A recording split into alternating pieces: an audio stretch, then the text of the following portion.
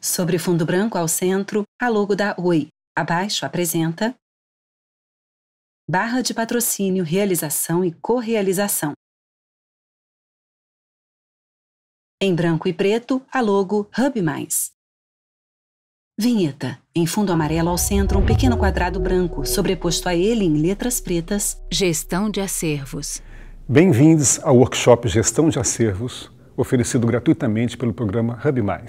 Meu nome é Cícero de Almeida, eu sou museólogo e estarei aqui com vocês para compartilhar um pouco de conhecimento sobre o tema e apresentar algumas práticas e ideias ao longo desta videoaula. Guardar uma coisa não é escondê-la ou trancá-la. Em cofre não se guarda coisa alguma. Em cofre perde-se a coisa à vista.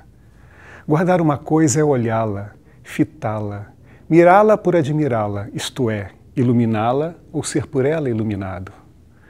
Guardar uma coisa é vigiá-la, isto é, fazer vigília por ela, isto é, velar por ela, isto é, estar acordado por ela, isto é, estar por ela ou ser por ela.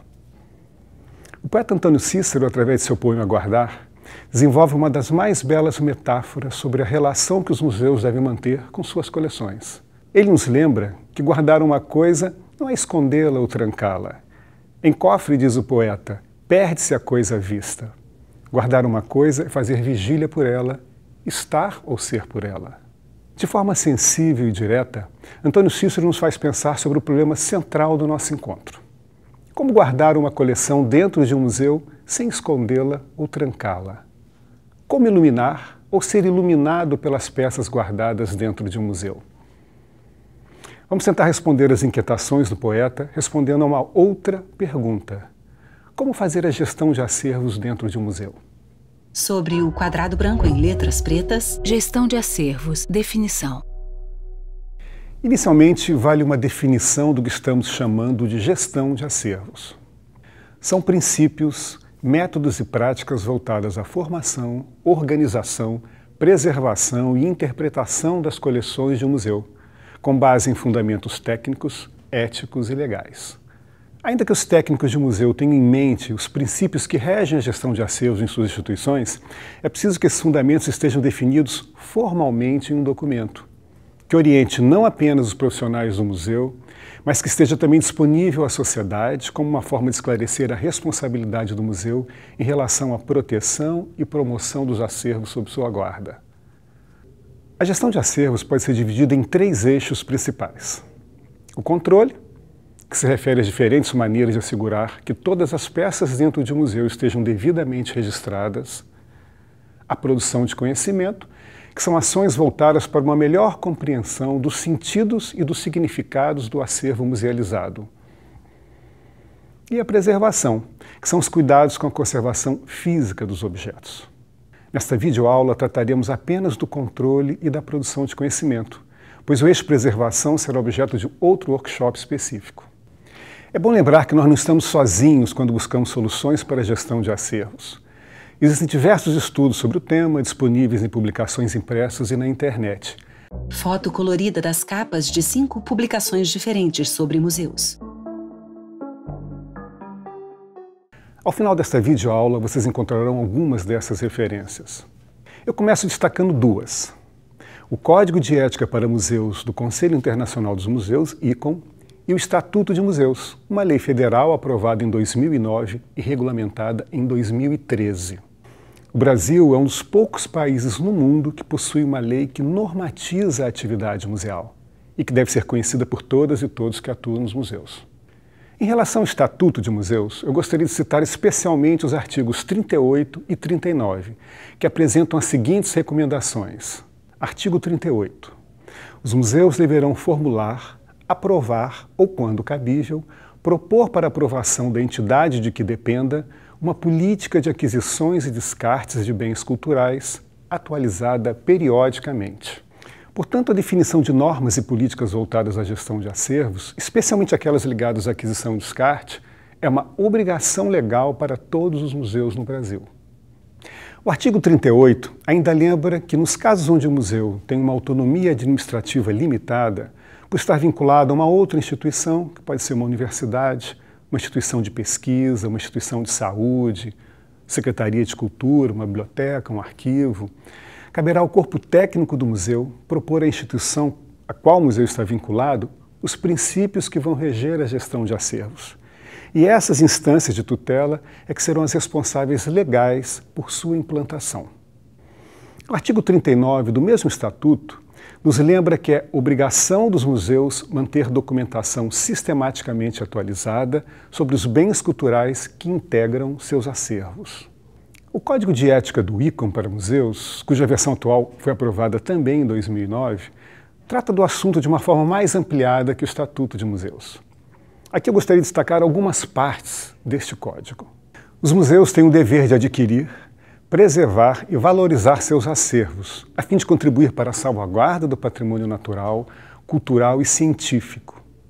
Seus acervos constituem patrimônio público significativo, ocupam posição legal especial e são protegidos pelo direito internacional. A noção de gestão é inerente a este dever público e implica zelar pela legitimidade da propriedade desses acervos, por sua permanência, documentação, acessibilidade e pela responsabilidade em casos de sua alienação, quando permitida. Ainda no Código de Ética, vemos uma situação específica sobre o que é a política de acervos, que corresponde ao que estamos chamando de gestão de acervos. Em cada museu, a autoridade de tutela deve adotar e tornar público um documento relativo à política de aquisição, proteção e utilização de acervos. Esta política deve esclarecer a situação dos objetos que não serão catalogados, preservados ou expostos. Tanto o Estatuto de Museus quanto o Código de Ética para Museus reforçam a importância da gestão, pois que, uma vez musealizados, os objetos constituem patrimônio cultural ou natural das comunidades de onde se originam. Cada peça de um museu carrega referências sobre as sociedades que a criaram e utilizaram, mas fala um pouco de cada um de nós, das nossas crenças, ideias, sentimentos, desejos. É dever do museu proteger e divulgar essas referências. Em uma sala, em trainéis, telas de pinturas clássicas emolduradas em dourado. Em um longo corredor iluminado, em instantes, dezenas de peças de cerâmica. Vinheta. Primeiros passos para a implantação da gestão de acervos. Quais seriam os primeiros passos necessários para a implantação da gestão de acervos? Entendendo a gestão como uma ação, é preciso buscar a ideia que está por trás desta mesma ação. Vou me valer de uma máxima que diz: o pensamento é o ensaio da ação, uma frase atribuída a Freud. A tarefa de implantar uma gestão de acervos não é uma operação mecânica aplicada, que serve para todos os museus e que é preciso apenas decorar regras e normas. A gestão de acervos atende às necessidades próprias de cada museu e deve ter como ponto de partida o propósito de criação da instituição, que pode diferir de um caso para outro. A partir dessa ideia, eu queria levantar uma questão inicial. A gestão de acervos deve pressupor a existência de um planejamento maior, que nós chamamos em museologia de plano museológico. Definido pelo Estatuto de Museus como uma ferramenta básica de planejamento estratégico, elaborado com a finalidade de orientar a gestão do museu e estimular a articulação entre seus diversos setores. O plano museológico deve ser precedido de um diagnóstico da instituição, onde são detectados alguns de seus problemas, desafios e elaborado preferencialmente de forma participativa, envolvendo o conjunto de seus funcionários e colaboradores, além de especialistas convidados, parceiros sociais e usuários. Caso o museu não tenha ainda elaborado seu plano museológico, recomendo que comecem por aí, antes de mergulhar propriamente na elaboração da gestão de acervos. Como já disse, não estamos sozinhos na busca de soluções para os nossos problemas. E seria interessante conhecer os planos museológicos já desenvolvidos por outros museus, muitos disponíveis na internet. Um livro aberto com a inscrição, dados de visitação e gráficos coloridos. À direita, a capa de outro livro. Eu vou abordar as questões práticas e aplicadas da gestão de acervos em 4 partes. Questões práticas e aplicadas da gestão de acervos. As diferentes formas de incorporação de um acervo ao museu, que chamamos tecnicamente de política de aquisição, as precauções éticas e técnicas que devem ser tomadas no momento de incorporação de uma peça ao museu, as questões relacionadas ao descarte de acervo, quando essa atividade se mostrar realmente necessária, princípios reunidos no que chamamos de política de descarte, e os diferentes modelos de registro e documentação que acompanham cada fase da gestão de acervos. Por aquisição, entendemos as diversas maneiras pelas quais uma peça pode ser incorporada ao museu. Portanto, uma política de aquisição pode ser definida como um conjunto de princípios e procedimentos que vão regular a forma pela qual o museu trata da incorporação de peças ao seu acervo.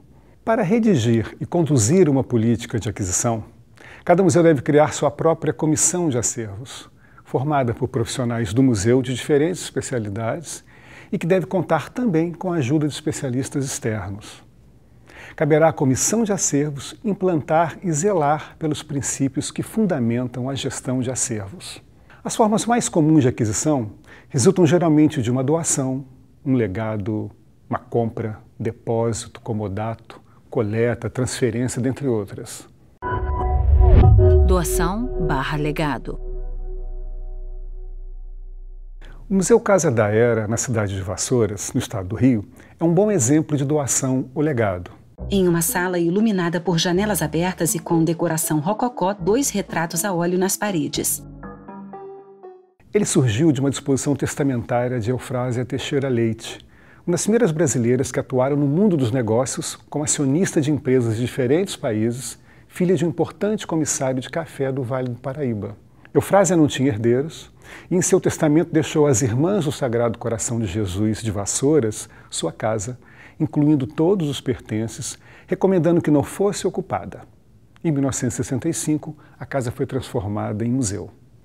Em relação à possibilidade de receber peças em doação, é bom lembrar que no Brasil, a lei federal que instituiu o Programa Nacional de Apoio à Cultura de 1991, conhecida por Lei Rouanet, permite que pessoas físicas ou jurídicas deduzam do imposto de renda o valor da doação de acervos para museus. Vale a pena conhecer melhor essa possibilidade. Transferência de acervo. A transferência de acervos é também uma forma comum de aquisição. Recentemente, o Museu da República, no Rio de Janeiro, recebeu mais de 500 objetos sagrados de religiões de matriz africana, apreendidos pela polícia entre o final do século XIX e o início do século XX, quando esse tipo de culto era proibido no país. De baixo para cima, a fachada do museu, no topo do palácio de 3 andares, 6 águias de asas abertas sob o céu azul. Esses objetos estavam no Museu da Polícia Civil e, depois de anos seguidos de negociações, foi somente após uma grande mobilização social, encabeçada pelo movimento Liberte o Nosso Sagrado, que a polícia aceitou efetivar a transferência. Em uma sala, pessoas negras com filás, máscaras de proteção e guias de orixás em volta de um atabaque sobre uma mesa. Vinheta. Coleta. O termo coleta geralmente se aplica aos acervos originários de pesquisas científicas, seja no campo da etnografia, da arqueologia ou da paleontologia. Uma das peças mais emblemáticas do acervo do Museu Nacional se originou de um trabalho de coleta. Trata-se do crânio de Luzia, como ficou conhecido o fóssil humano mais antigo da América do Sul, com cerca de 13 mil anos. Sobre uma bancada, o crânio de Luzia, levemente na diagonal. Os museus são destino de milhares de artefatos arqueológicos originários de prospecções realizadas em todo o território nacional. Para receber esses artefatos, o museu deve estar habilitado junto ao Instituto do Patrimônio Histórico e Artístico Nacional, IPHAN, na condição de instituição depositária ou instituição de endosso. Para saber mais como transformar seu museu numa instituição de endosso, vale olhar as informações disponíveis no portal do IPHAN. Comodato. O comodato é uma forma pouco comum na política de aquisição e consiste no estabelecimento de um acordo entre o proprietário da coleção e o museu. Por este acordo, as peças permanecem em poder do museu temporariamente em exposição pública. Em alguns casos, a relação de confiança que se estabelece entre o proprietário e o museu acaba sendo coroada com a doação definitiva.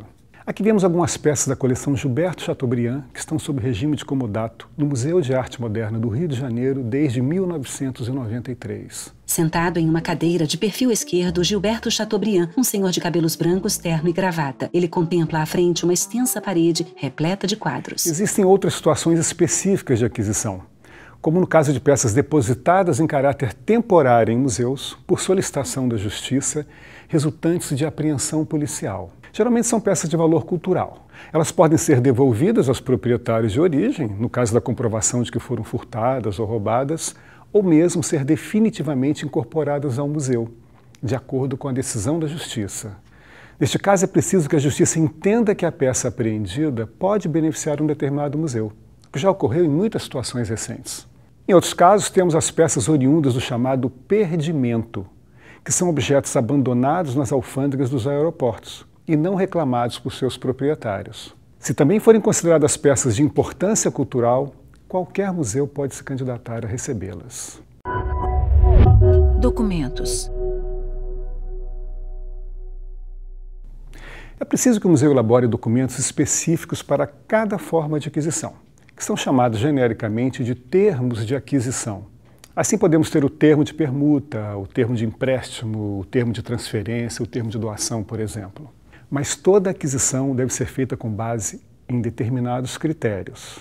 É necessário conhecer o histórico da peça, desde sua descoberta ou criação, para evitar incorporar ao museu objetos que tenham sido adquiridos ilegalmente pelo doador ou vendedor. A preocupação com a proveniência é mais complexa ainda quando se trata de material arqueológico ou paleontológico, como fósseis. Fóssil de um dinossauro com extensa coluna vertebral e crânio pequeno. Sobre um círculo forrado com areia, outros fósseis de espécies menores. Ou qualquer outro artefato protegido por lei que não podem ser coletados, comprados ou recebidos em doação. É importante conhecer também, além da legislação que restringe a circulação e comercialização de objetos, as cartas, recomendações e convenções internacionais que se referem à proibição da importação, exportação e transferência de bens culturais ilicitamente retirados de seus países de origem.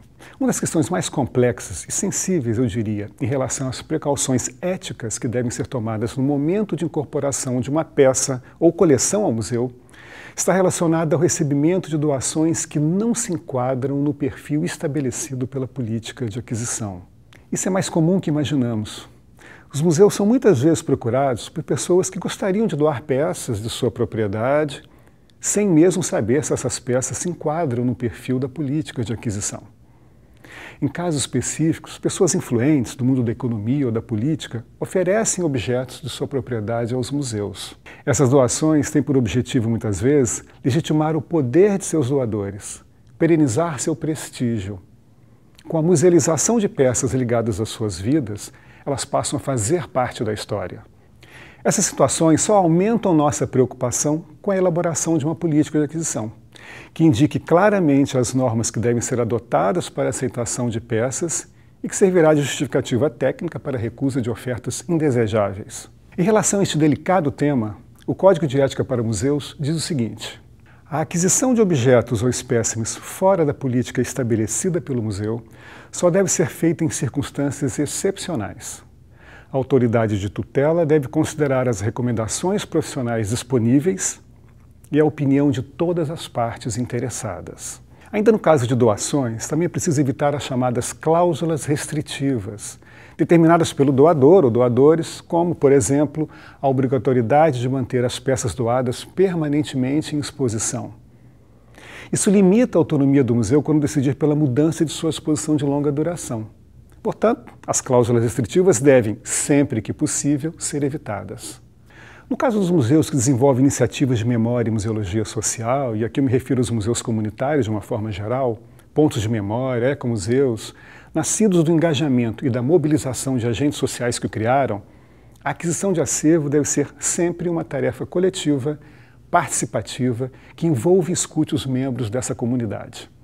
Em uma rua, 2 casas à esquerda têm os muros grafitados com agricultores no campo. Um menino caminha rente ao muro. Pode parecer estranho que em uma política de aquisição exista também um espaço para a eliminação ou descarte. Pois é, essa é uma realidade muito comum nos museus.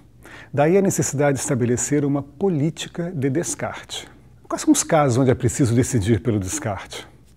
No caso de um objeto que sofreu danos irreversíveis, seja por causas naturais, devido ao desgaste provocado pelo tempo, ou em consequência de acidentes, como enchentes, incêndios. ou quando o museu decide transferir ou doar uma peça de sua coleção para outro museu.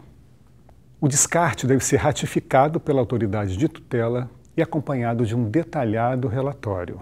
Mas nunca é demais lembrar que esta é uma atitude extrema, razão pela qual deve ser tomada com bastante cautela. Sobre esse tema, assim se manifesta o Código de Ética para Museus do ICOM. Todo museu deve ter uma política que defina os métodos autorizados a serem adotados para o descarte definitivo de um objeto do acervo, quer seja por meio de doação, transferência, troca, venda, repatriação ou destruição, que permita a transferência de propriedade sem restrições para a entidade beneficiária. Uma documentação detalhada deve ser elaborada, registrando-se todo o processo de descarte, os objetos envolvidos e o seu destino. Como regra geral, todo descarte de acervo deve se dar preferencialmente em benefício de outro museu. Sobre o descarte, assim ficou estabelecido no Estatuto de Museus. Os museus vinculados ao poder público darão publicidade aos termos de descartes a serem efetuados pela instituição, por meio de publicação no respectivo diário oficial. A primeira etapa a ser desenvolvida no âmbito da gestão de acervos é a criação de um sistema único de registro, que assinale a entrada de cada peça. Sem uma adequada documentação, não é possível assegurar a legítima propriedade do museu sobre as peças que compõem seu acervo. A forma mais comum de implantação de um sistema de documentação é a criação do chamado livro de registro, ou livro do tombo. Foto de um livro com a inscrição Inventário, tomo 1º, sobrepostas a ele as fichas com os termos de abertura e de fechamento.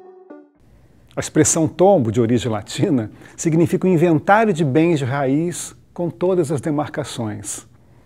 Somente através do registro é possível consolidar a presença física no museu de todos os objetos adquiridos e pelos quais a instituição é legalmente responsável.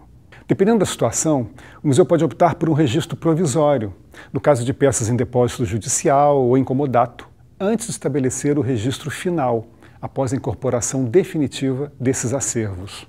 O livro de registro deve conter um termo de abertura e outro de fechamento, páginas numeradas e rubricadas pelos responsáveis do museu, de forma a assegurar sua legitimidade. Os registros de cada peça ou conjunto de peças devem trazer algumas informações mínimas que possibilitem sua identificação.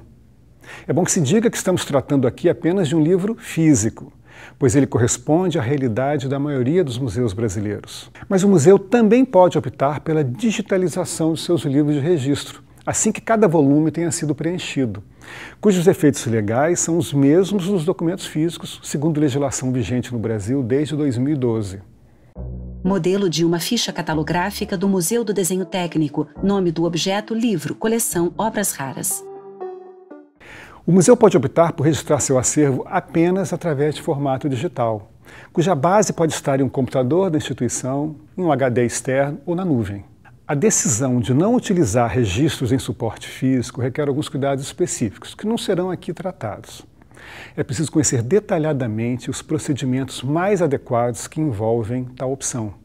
Em relação às informações mínimas que um livro de registro deve conter, estou sugerindo 7 tópicos. Número de registro ou número de tombo. Objeto, que é o termo que define precisamente o objeto adquirido pelo museu. Data de aquisição.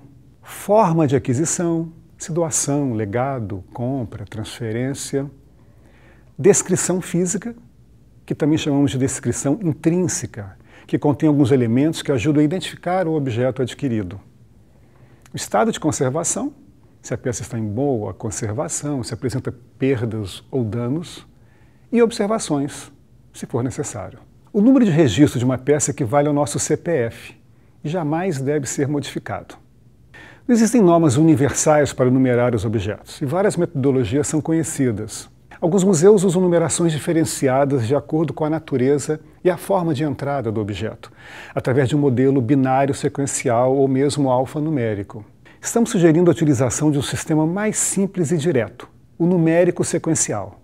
É preciso observar a necessidade de usar uma numeração bipartida, em casos onde o objeto a ser registrado faça parte de um conjunto maior. Também, dependendo da natureza do museu, podem fazer parte do acervo musealizado o que chamamos de bens móveis integrados. Isso vai ocorrer mais em museus casa e se refere a tudo que, apesar de integrado à arquitetura, pode ser removido, ainda que em prejuízo da decoração original, como lustres, arandelas, cortinas. Essas peças devem ser igualmente registradas. Na imagem que vemos, eu apresento 2 exemplos básicos de numeração. Acima à esquerda, a foto de um cavaquinho e o número 457. Abaixo à direita, um tabuleiro de xadrez com a numeração de cada peça. A primeira se refere a uma peça única, indivisível, um cavaquinho.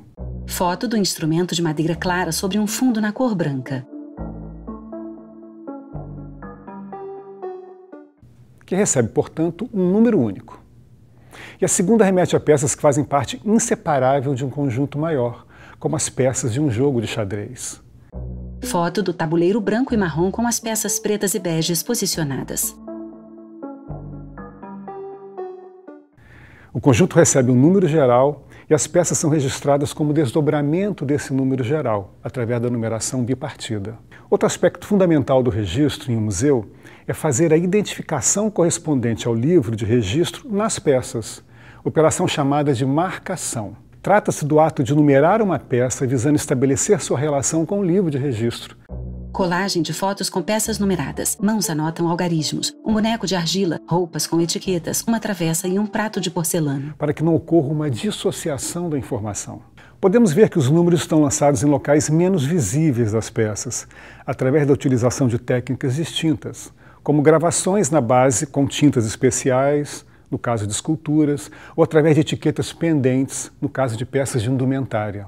É preciso que todos que trabalham no museu tenham ciência da importância de manter as peças devidamente marcadas, pois pode acontecer que uma marcação a tinta se desgaste com o tempo ou uma etiqueta se desprender, acarretando o que chamamos de dissociação, que significa a perda de informações referentes ao objeto como consequência da impossibilidade de recuperar ou associar esse objeto às suas informações textuais. A dissociação é um dos 10 agentes de riscos mais comuns em museus, ao lado de furto, fogo, pragas, umidade e poluentes.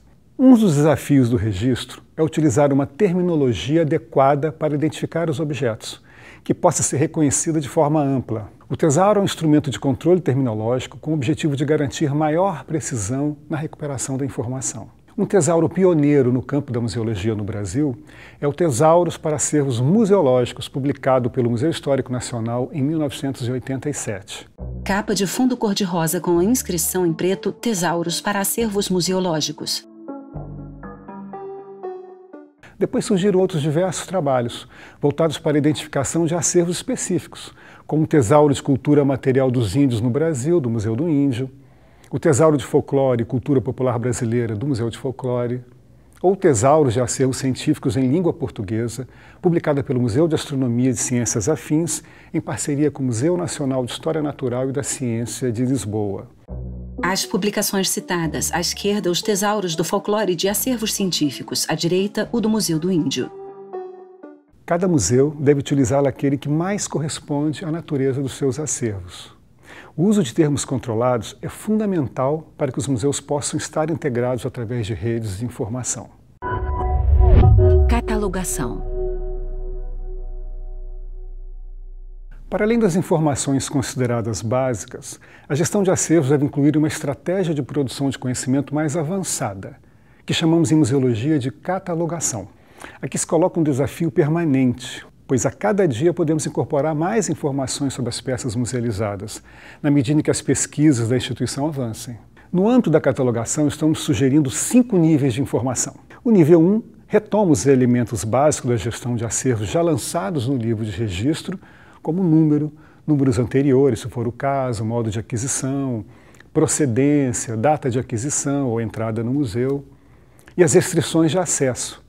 Para os casos onde, por alguma cláusula contida no termo de doação ou por restrições de outra natureza, uma peça não possa ter sua informação inteiramente disponibilizada ao público ou disponibilizada mediante condições especiais de uso. O nível 2 amplia os aspectos de identificação da peça, que podem não estar visíveis na estrutura do objeto, como autoria, título, origem, técnica e material de fabricação, data de criação, além de indicar sua localização na instituição. É imprescindível que o museu mantenha o controle atualizado de localização de suas peças.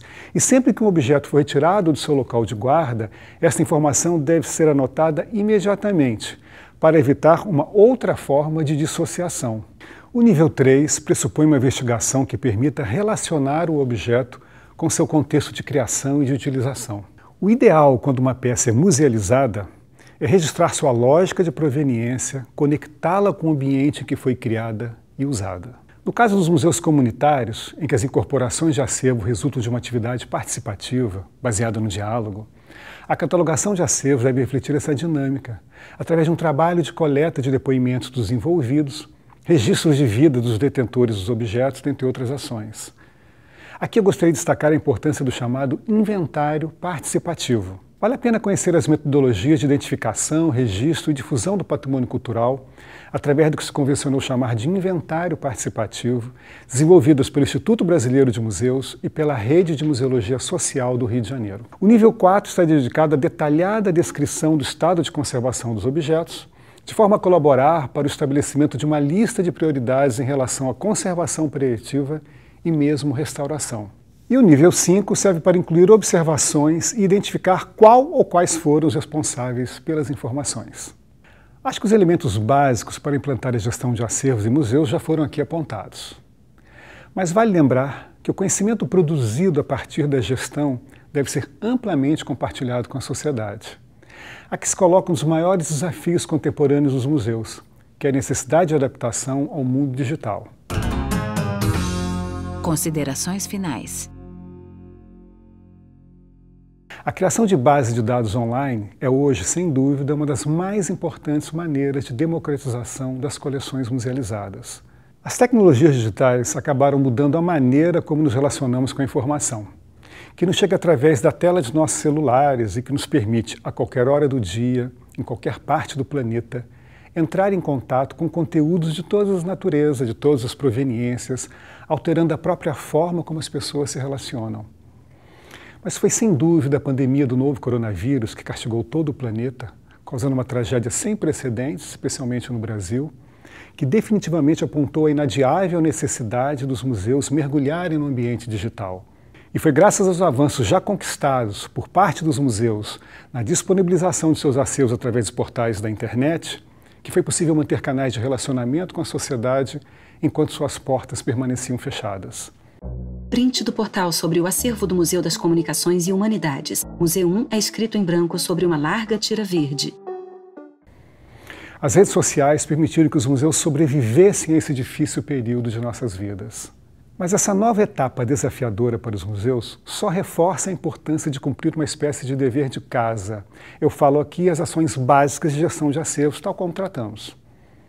Se o museu não organiza as informações produzidas a partir de suas coleções, ele fica impedido de avançar no sentido de utilizar ferramentas digitais. Outro ponto importante que eu gostaria de falar, antes de encerrar, é sobre a complexidade da própria ideia inerente ao que chamamos de acervo.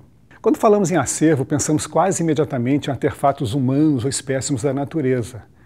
Mas devemos expandir nossa compreensão para os patrimônios culturais de natureza imaterial, que dizem respeito às práticas, ideias, crenças, à diversidade linguística e que se manifestam através da oralidade, das expressões corporais, dos ritmos musicais, dentre outras manifestações. 5 fotos. Desfile de carnaval, feira de artesanato, baiana com acarajés, desenho abstrato, 2 capoeiristas. Um desafio cada vez mais urgente nos museus é incorporar a dimensão cultural que existe além dos objetos físicos, o que vai provocar novas abordagens sobre a gestão de acervos.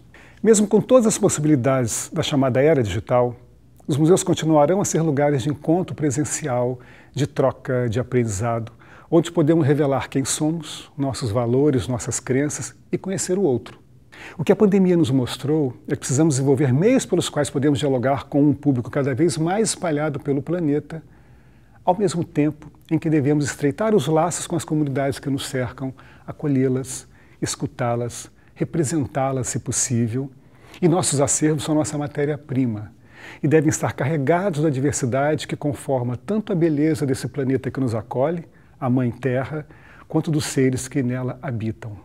Os fundamentos da gestão de acervos não podem estar apenas na cabeça dos profissionais do museu, mas definidos formalmente em um documento, disponível à sociedade, como uma maneira de esclarecer a responsabilidade do museu em relação à proteção e promoção dos acervos sob sua guarda.